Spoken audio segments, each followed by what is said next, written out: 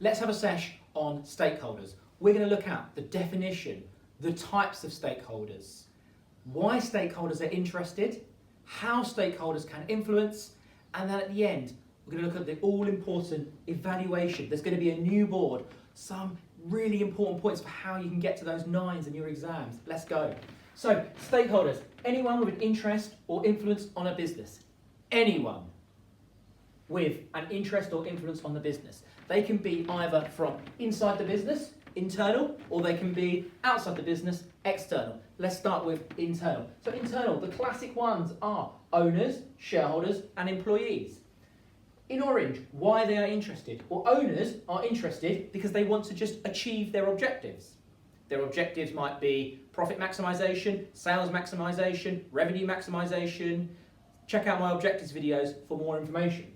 Shareholders, well, shareholders are likely to care about 2 things. One, their dividends, their cut of the profits that they get from the business. And 2, they've bought shares because they're shareholders, so they care about the share price, because if they want to exit their shares and sell up, they would want to have a good price for that.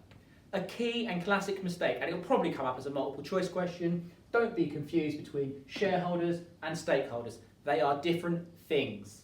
Shareholders are a type of stakeholder, but not every stakeholder is a shareholder. Pause and repeat that if you need to. Employees. Employees, well, they care because they want to keep their jobs and they would ideally have higher wages. Straightforward. On the other side, external, so people outside the business. Customers, they are number 1 to you. Your customers, well, you want to keep them satisfied because you want to keep the price low and you want the quality of your product, your good, your service to be high, to keep those customers coming back for repeat custom. Suppliers, well, they're going to care about their profits.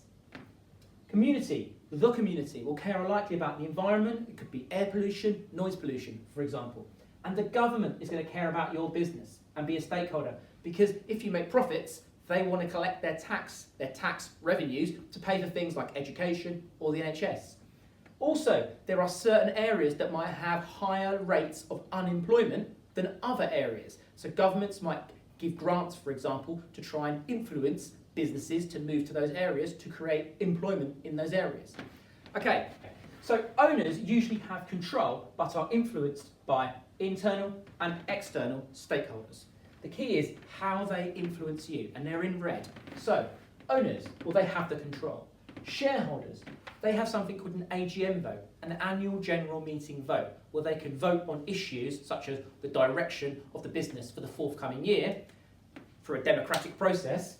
There, they are able to influence the owners. Employees, worst case scenario, if employees are not happy with their wages, then they might strike. That can mean massively low productivity for a business if no one is working. So that's going to really influence the business.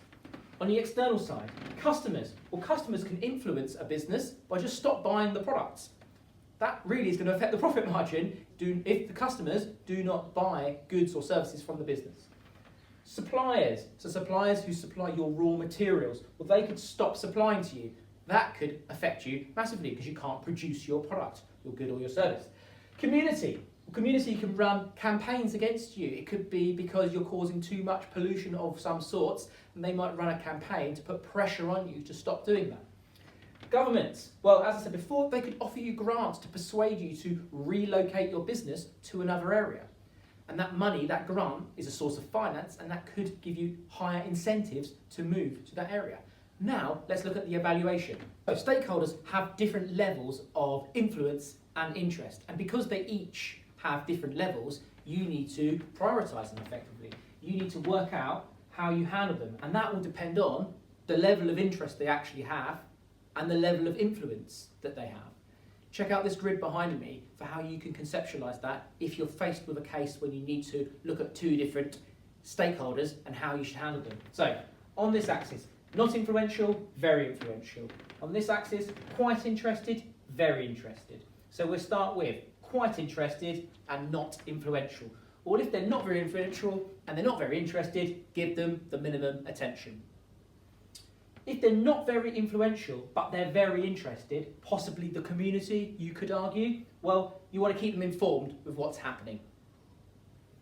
If they're very influential, but they're only quite interested, possibly suppliers, then you just want to keep them sweet.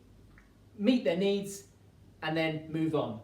And the big one, if someone, a stakeholder, is very influential to your business and very interested in your business, likely a key shareholder, then you want to prioritise them. You want to keep them gassed. So if you are faced with that question, think about this grid for how you should deal with those stakeholders. Good luck with your exams, be great, stay humble.